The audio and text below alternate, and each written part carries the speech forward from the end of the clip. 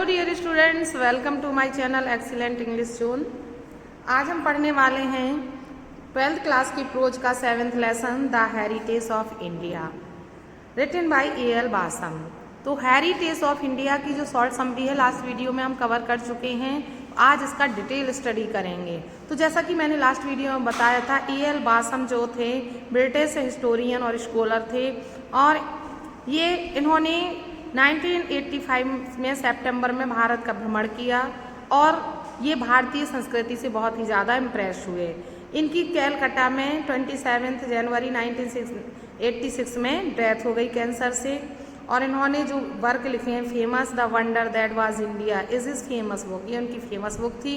और ये जो लेसन है द हेरिटेज ऑफ इंडिया, ये इसी बुक से the wonder that was India से लिया गया है।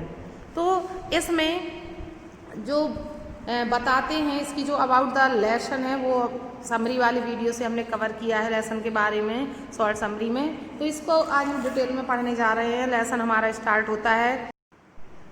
Ram Mohan Roy has sounded the theme with his passionate advocacy of social reform. तो राम मोहन रॉय ने सोशल रिफॉर्म के इस कार्य को अत्यधिक फेवर किया और उसकी एडवोकेसी की वकालत की, मतलब शुरुआत इन्हीं ने की है। साउंडेड द थीम का मतलब सूत्रपात किया, स्टार्टेड किया। तो राम मोहन रॉय ने समाज सुधार के कार्य की शुरुआत की। Vivekananda repeated it with a more nationalist timbre, और विवेकानंद ने इसे अत्यधिक राष्ट्रीय स्वर में इसको आगे बढ़ाया, रिपीट किया, दोहराया। व्हेन ही डिक्लेयर्ड दैट, जब उन्होंने ये घोषणा की कि the highest form of service of the great mother was social service, इन महान माँ मतलब अपने देश की सेवा का सबसे बड़ा रूप सोशल सर्विस है, समाज सेवा है। ऐसा विवेकानंद जी ने कहा था कि अगर हम अपने देश की सेवा करना चाहते हैं तो हमें समाज की सेवा करनी चाहिए, क्योंकि समाज सेवा ही मातृभूमि की सबसे बड़ी सेवा होती है। अदर ग्रेट इंडियंस, अन्य महान भारतीय, chief of whom was Mahatma Gandhi, जिसमें से मुख्य महात्मा गांधी थे। Developed the theme of social service as a religious duty, उन्होंने समाज सेवा को धार्मिक कर्तव्य के रूप में विकसित किया। And the development continues under Gandhi successor, और ये जो डेवलपमेंट था ये लगातार गांधी जी के उत्तराधिकारियों तक लगातार चलता रहा। गांधी के जो उत्तराधिकारी थे उन्होंने इस कार्य को कंटिन्यू रखा। महात्मा गांधी, यहाँ पर महात्मा गांधी के बारे में एक पैराग्राफ में बताया गया है।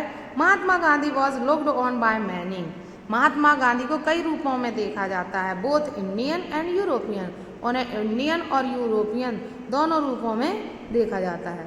As the epitome of Hindu tradition, Gandhi ji भारतीय संस्कृति का एपिटोम थे, संग्रह थे, एक तरह से प्रतीक थे। But this is a false judgement, लेकिन यह एक गलत निर्णय है। फॉर, क्योंकि he was much influenced by western ideas, क्योंकि वो वेस्टर्न आइडियाज से ज़्यादा प्रभावित थे। Gandhi believed in the fundamentals of his ancient culture, Gandhi ji अपनी प्राचीन संस्कृति के आधारभूत सिद्धांतों में विश्वास करते थे। But his passionate love of the underdog and his antipathy to caste though not unprecedented in ancient India, लेकिन उनका जो शोषित वर्ग के लिए प्रेम और जाति प्रथा के प्रति जो एंटीपैथी थी, घृणा थी, वो उनकी प्राचीन भारत की देन नहीं थी, क्योंकि वर अनऑर्थोडॉक्स इन द एक्सट्रीम, इस संबंध में वो अत्यधिक अनऑर्थोडॉक्स थे, खुले विचार के थे, रूढ़िवादी नहीं थे। And owed more to European 19th century liberalism than to anything India, और इन विचारों के लिए वो भारत की अपेक्षा 19वीं शताब्दी के यूरोपियन विचारों के अधिक ओड थे, ऋणी थे। ये विचार उनके यूरोपियन देन थे, भारतीय देन नहीं थी। His faith in non violence, उनका अहिंसा के प्रति जो विश्वास था, was as we have seen, जैसा कि हमने देखा, by no means typical of Hinduism, वो किसी भी तरह से हिंदुत्व से संबंधित नहीं था। हिज प्रेडिसेसर इन रिवॉल्ट, क्योंकि जैसा कि हम देखते हैं कि उनके जो क्रांतिकारी पूर्वज थे द एबल मराठा ब्राह्मण बीजी तिलक, जो मराठा ब्राह्मण बाल गंगाधर तिलक थे।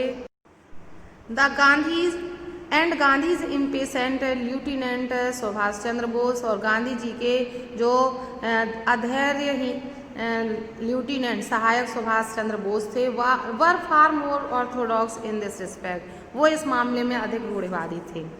फॉर गांधी पेसिसिज्म, गांधी जी के उदारवाद के लिए we must look to the sermon on the mount and the Tolstoy, हमें सरमन ऑन द माउंट और टॉलस्टॉय जैसी बुक को देखना चाहिए। His championing of women's right is also the result of Western influence. उनका जो वुमेन्स राइट, स्त्रियों के अधिकारों के लिए उनका जो चैम्पियनशिप थी उनकी, is also the result of western influence, ये भी जो पश्चिमी प्रभाव का परिणाम थी। इन हिज सोशल कॉन्टेक्स्ट, अपने सामाजिक संबंध में प्रसंग में, he was always rather N innovator, हमेशा इनोवेटर रहे, नया सोचने वाले रहे, देन अ कंजर्वेटिव, रूढ़िवादी की अपेक्षा। वो रूढ़िवादी नहीं थे बल्कि रूढ़िवादी की अपेक्षा वो एक इनोवेटर थे, नया सोचने वाले थे। Though some of his colleagues thought his programme of limited social reform to slow, यद्यपि उनके कुछ जो साथी थे, कलीग्स थे, वो उनके प्रोग्राम्स को limited social reform to slow, उनके जो समाज सुधार के प्रोग्राम को अत्यधिक स्लो मानते थे, धीमा मानते थे। फिर भी he succeeded in shifting the whole emphasise of Hindu thought towards a popular and egalitarian social order, फिर भी वे संपूर्ण whole emphasise of Hindu thoughts, हिंदुओं के जो विचारों को वो बड़ा पॉपुलर और इक्वालिटेरियन सोशल ऑर्डर में, समान समाज के क्रम में बदलने में वो सफल हुए। Influence of the hierarchy of class and caste, जहाँ जाति और वर्ग की अराजकता फैली हुई थी, जाति और वर्ग की अराजकता के स्थान पर उन्होंने इक्वालिटेरियन सोसाइटी, समान समाज का को उन्होंने इसके विचारों को विकसित किया और उसे पॉपुलर बनाया। Following up the work of many less well known 19th century reformers, 19वीं शताब्दी के कम प्रसिद्ध समाज सुधारकों के कार्य का अनुसरण करते हुए Gandhi and his followers of the Indian National Congress, Gandhi ji और भारतीय राष्ट्रीय कांग्रेस के अन्य अनुयायियों ने has given new orientation and new life to Hindu culture after centuries of stagnation, शताब्दियों की स्टैग्नेशन, निष्क्रियता के बाद उन्होंने हिंदू कल्चर को, हिंदू संस्कृति को एक नई ओरिएंटेशन, दिशा दी और न्यू लाइफ और नया जीवन प्रदान किया। तो इस तरह से गांधी जी के अथक प्रयासों से हमारे देश के समाज में कुछ सुधार हुआ और जाति प्रथा, छुआछूत जैसी भावनाएं दूर हुईं और इसके स्थान पर उन्होंने समान समाज की रूपरेखा बनाई और उसको आगे चलाया। उनके जो सक्सेसर थे, आगे आने वाली अगली पीढ़ी वाले उनके जो अनुयायी थे, उन्होंने लगातार इस कार्य को करके समाज का, हिंदू संस्कृति को एक नया जीवन दिया और एक नई दिशा प्रदान की। Today there are few Indians, whatever their creed, who do not look back with pride on their ancient culture. आज ऐसे बहुत ही कम भारतीय हैं जो अपनी संस्कृति को, एंशियंट कल्चर को गर्व से ना देखते हों। And there are few intelligent Indians, और ऐसे बहुत ही कम इंटेलिजेंट इंडियंस हैं, बुद्धिमान भारतीय हैं, who are not willing to sacrifice some of its effete elements, जो अपने बुरे गुणों को त्यागने, सेक्रीफाइस करने के लिए तैयार ना हो, सो दैट इंडिया में डेवलप एंड प्रोग्रेस, ताकि भारत डेवलप कर सके, विकसित हो सके और उन्नति कर सके, प्रोग्रेस कर सके। Politically and economically India faces many problems of great difficulty, राजनीतिक और आर्थिक भारत बहुत ही कठिन समस्याओं का सामना कर रहा है। And no one can forecast her future with any certainty, कोई भी निश्चित रूप से इसकी भविष्यवाणी नहीं कर सकता है। But it is safe to predict, लेकिन यह भविष्यवाणी करना बिल्कुल सेफ है दैट की वॉट एवर द फ्यूचर में भी, भविष्य कुछ भी हो, the Indians of coming generation will not be unconvincing and self conscious copies of European, भविष्य चाहे कुछ भी हो, आने वाली पीढ़ी के जो भारतीय हैं will not be unconvincing and self conscious copies of European, वे आंख बंद करके यूरोपियन की नकल नहीं करेंगे। But will be man rooted in their traditions, बल्कि ऐसे व्यक्ति बने रहेंगे जो अपनी परंपराओं में जमे रहें। And aware of the continuity of their culture, और अपनी संस्कृति की कॉन्टिन्यूटी के प्रति जागरूक रहेंगे। Already after only 7 years of independence, already स्वतंत्रता के 7 वर्ष बाद the extremes of national self denigration and fanatical cultural chauvinism are disappearing. जो आत्मनिंदा की भावना थी, जो देश के प्रति सेल्फ डेनिग्रेशन आत्मनिंदा और फैनाटिकल कल्चरल चाउनिज्म और किसी भी संस्कृति के प्रति पागलपन की तरह उन्माद जो था वो सब डिसअपियर हो रहा है। We believe that Hindu civilization is in the act of performing its most spectacular feat of synthesis।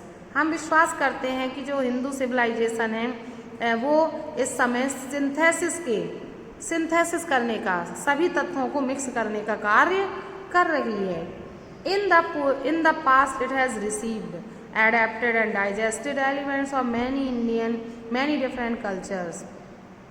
प्राचीन समय में हिंदू संस्कृति ने कई भिन्न भिन्न संस्कृतियों को रिसीव किया, प्राप्त किया, एडेप्टेड उनके अपने अनुकूल बनाया, एंड डाइजेस्टेड और उन्हें अपने में समाहित कर लिया। तो ये संस्कृति कौन कौन सी हैं? Indo European, Mesopotamian, Iranian, Greek, Roman, Scythian, Turkish, Persian and Arab. इतनी सारी प्रजाति के लोग हमारे देश में आए।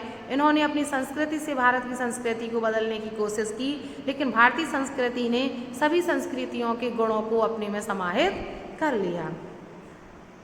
कहते हैं कि now it is well on the way to assimilating the culture of the west. और अब ये पश्चिमी संस्कृति को अपनी संस्कृति में मिश्रित करने का, समाहित करने का कार्य कर रही है।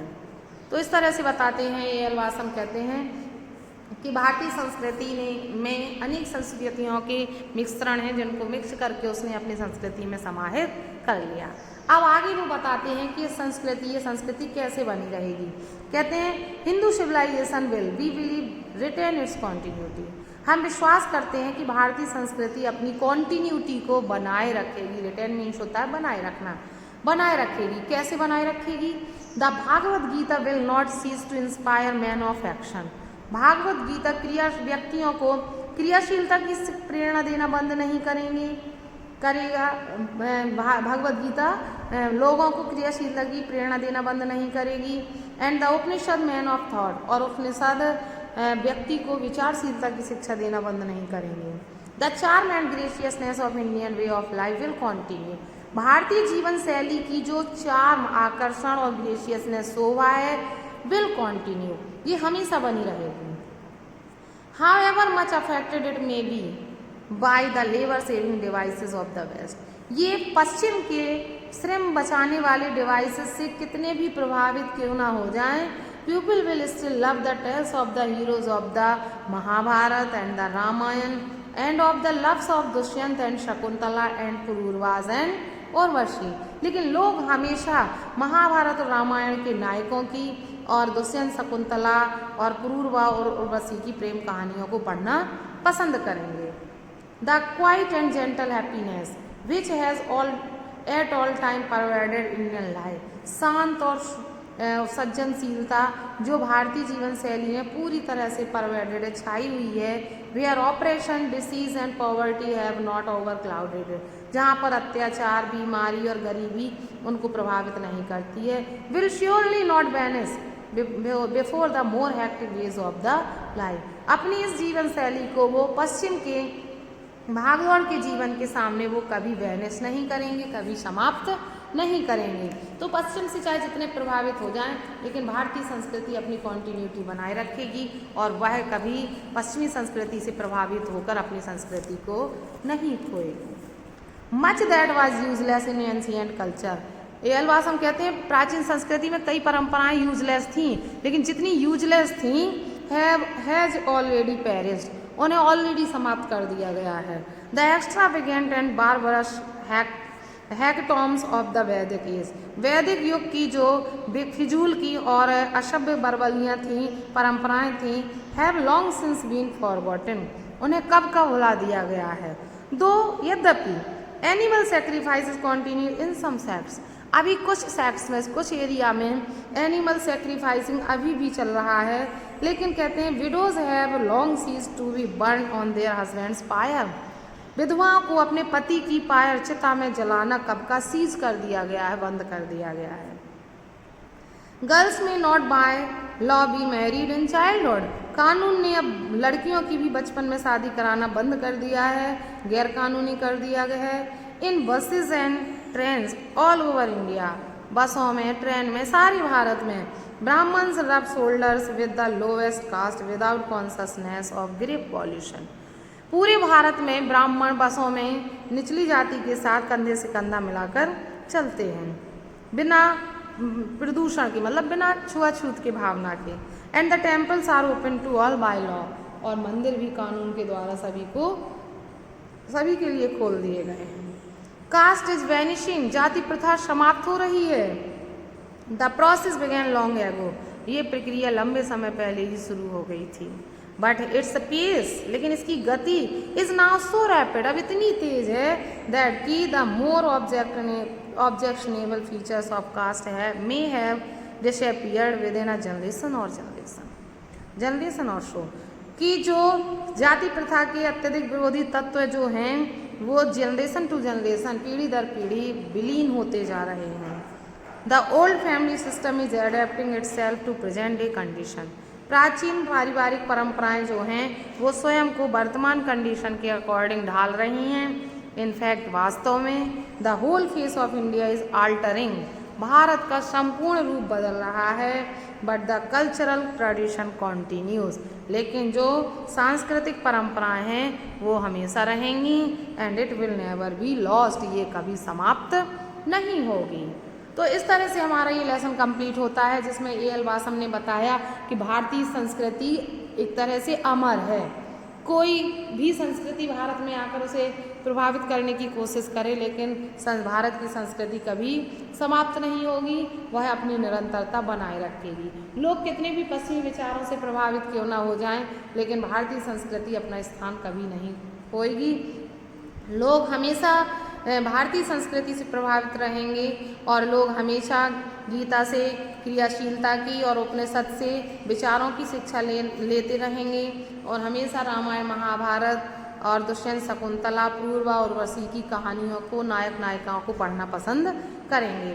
तो कहते हैं ये कॉन्टिन्यू रहेगा, समय कितना भी बदल जाए, कुछ जो बुरी परंपराएं थी वो बदली, लेकिन जो अच्छी परंपराएं थी वो हमेशा चलती रहेंगी, वो कभी समाप्त नहीं होंगी। इस तरह से ये लेसन हमारा कंप्लीट होता है, लेसन की पूरी समरी कवर होती है। तो मिलते हैं नेक्स्ट वीडियो में इसके शॉर्ट आंसर और एक्सप्लेनेशन के साथ। आज के लिए इतना ही। वीडियो अच्छा लगा हो तो वीडियो को लाइक करें, अपने फ्रेंड्स को ज़्यादा से ज़्यादा शेयर करें और इसी तरह से अपने कोर्स को कंप्लीट करना चाहते हैं तो मेरे चैनल पर जुड़े रहें। Thanks for watching video.